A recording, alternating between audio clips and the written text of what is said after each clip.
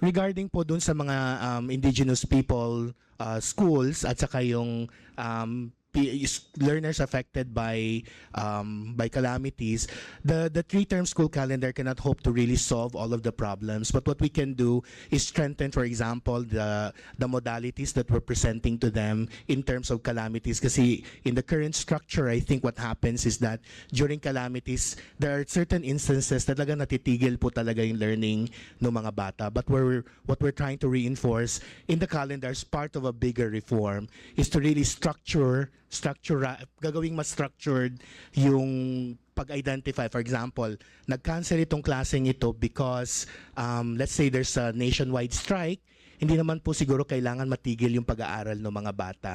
Pero in terms of calamities, for example po bagyo or lindol, talagang yun yung mga bagay na ititigil natin lahat. So we've structured that as part of our reform together with the three-term school calendar para po mas maayos yung implementation natin ng learning.